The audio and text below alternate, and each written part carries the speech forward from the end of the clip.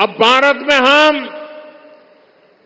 2036 में 2036 में ओलंपिक कराने के लिए प्रयास कर रहे हैं। इसका फायदा हरियाणा के नौजवानों को होगा। यहाँ स्पोर्ट्स का नया इंफ्रास्ट्रक्चर बनेगा। गांव गांव में नए खिलाड़ियों को अवसर मिलेगा। आप देखिए, देश की तीसरी स्पोर्ट्स यूनिवर्सिटी यहां भाजपा ने ही सोनीपत में बनवाई है। अब हरियाणा भाजपा ने घोषणा की है, हर जिले में अलग अलग ओलंपिक खेलों की नर्सरी बनाएंगे। हरियाणा की बेटियां, हरियाणा के बेटे दुनिया भर में जाकर मेडल लाए, उसमें भाजपा हर तरह से उनकी मदद कर रही है। साथियों, आपके पास तो हमारे साथी मोहनलाल बड़ोली जी के रूप में हरियाणा भाजपा का अध्यक्ष है। अरविंद शर्मा जी जैसे अनुभवी जनप्रतिनिधि है, जिनको इतने साल तक केंद्र में रहने का अनुभव है। इनके रहते यहां के विकास की गति और तेज होना तय है। साथियों, सोनीपत की ये धरती उन वीर जवानों की भी धरती है, जिन्होंने हिमालय की ऊंची चोटियों पर दिन रात मातृभूमि की रक्षा की है। हरियाणा की वीर माताओं की हजारों संतानें आज बॉर्डर पर है। यहां के अनेक संतानें हैं जिन्होंने जम्मू कश्मीर में हालात को सामान्य बनाने में मदद की है। वहां आतंक और अलगाव के जख्म हरियाणा के वीर बेटों ने अपने शरीर पर खाए हैं। अब मत भूलिए, कांग्रेस की कुनीति से निकले पत्थर हरियाणा की संतानों पर फेंके जाते थे। आज जब जम्मू कश्मीर में शांतिपूर्ण मतदान होता है, तो सबसे अधिक खुशी हरियाणा की वीर माताओं को होती है। लेकिन कांग्रेस और इसके साथियों को जम्मू कश्मीर में शांति पसंद नहीं है। कांग्रेस जम्मू कश्मीर में फिर से धारा 370, आर्टिकल 370 वापस लाना चाहती है। कांग्रेस जम्मू कश्मीर में आतंक और अलगाव को फिर से हवा देना चाहती है। तुष्टीकरण के लिए कांग्रेस देश के दुश्मनों के एजेंडा को भारत में लागू करना चाहती है। ऐसी कांग्रेस को आप हरियाणा के लोग सबक सिखाएंगे, ये मुझे पूरा भरोसा है। आर्टिकल 370 को वापस लाना उन वीरों की कुर्बानी का अपमान होगा, जिन्होंने जम्मू कश्मीर में आतंक के खिलाफ लड़ाई लड़ी है। साथियों, कांग्रेस ने दलितों, पिछड़ों और शोषितों के साथ भी धोखा किया है। आजकल कांग्रेस के भीतर यहां जो सिर फुटोवल हो रही है, ये पुराने पाकों का ही परिणाम है। याद कीजिए, 2014 से पहले जब यहां कांग्रेस का राज था, जब हुड्डा जी यहां सीएम हुआ करते थे, तब ऐसा कोई साल नहीं था जब दलितों के साथ अन्याय नहीं होता था। अनेक दलितों को जान से हाथ धोना पड़ा। दलित परिवारों की बहु बेटियों पर अत्याचार होते थे।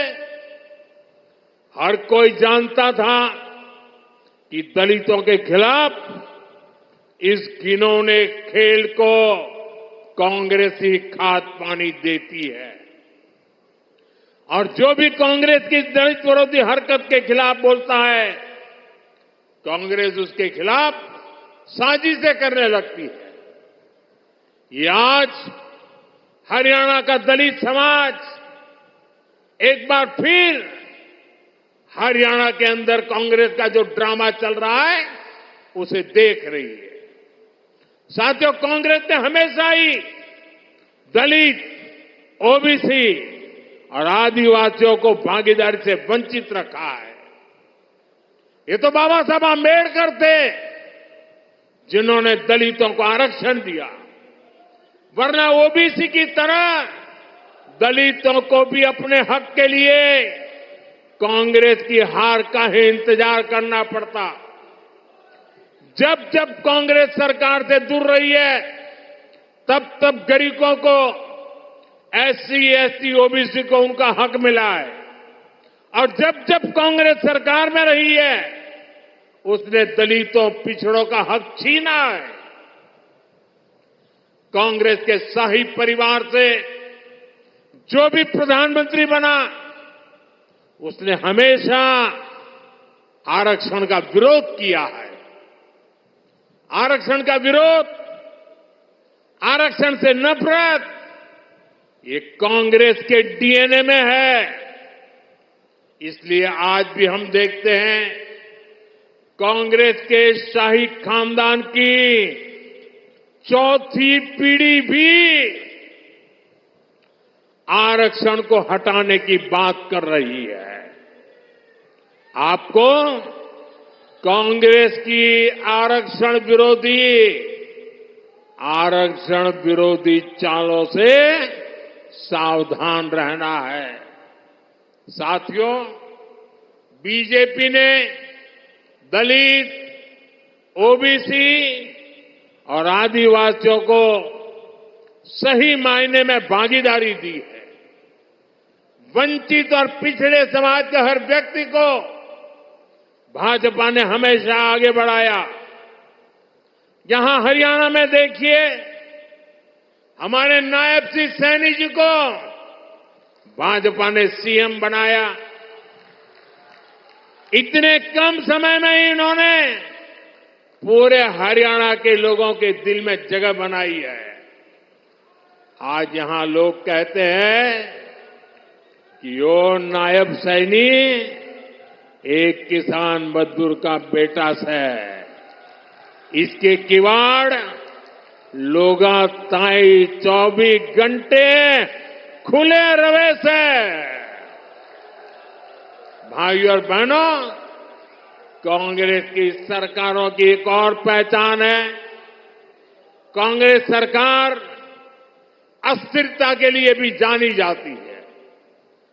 बीते कुछ सालों में ही जहां जहां इनकी सरकारें बनी, वहां यही दिखने को मिला है।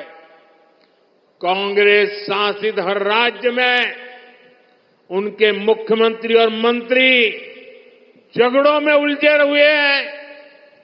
उनको जनता की तकलीफ, उनके दुख दर्द से कोई लेना देना नहीं है।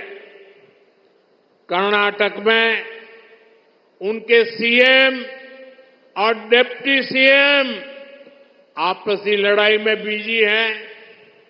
तेलंगाना, हिमाचल प्रदेश, वहां भी यही कहानी है। राजस्थान और छत्तीसगढ़ में भी जब उनकी सरकारें थी, पूरा 5 साल नंबर 1, नंबर 2 एक दूसरे की टांग खींचने में लगे रहे। इसलिए हरियाणा को भी बहुत सावधान रहना है। गलती से भी मेरे शब्द लिख कर रखना भाइयों, हरियाणा का मुझ पे हक है, इसलिए मैं अपनी बात आपके सामने बड़े विश्वास से कह रहा हूं। याद रखना, गलती से भी कांग्रेस आ गई तो अपने झगड़ों में ही हरियाणा को बर्बाद करके छोड़ेंगे। यहां पर कांग्रेस में जिस तरह झगड़े बढ़ रहे हैं, पूरा हरियाणा देख रहा है।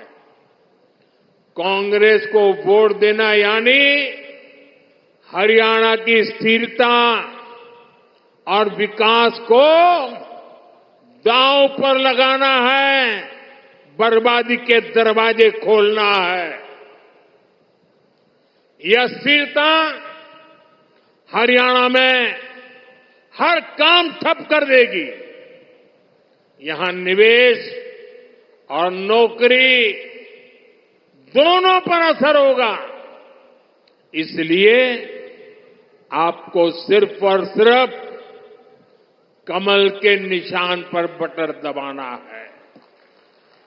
साथियों, इस भूमि ने भगत फूल सिंह जैसे महापुरुष देश को दिए हैं, जिन्होंने तब बेटियों की शिक्षा को अपना मिशन बनाया जब बेटियों को पढ़ाना असंभव था। ये मेरा सौभाग्य है कि 2015 में पानीपत से ही मुझे बेटी बचाओ बेटी पढ़ाओ अभियान का शुभारंभ करने का अवसर मिला। कांग्रेस ने 60 साल देश पर राज किया, लेकिन उसे कभी देश की बेटियों की चिंता नहीं हुई। अगर कांग्रेस को चिंता होती तो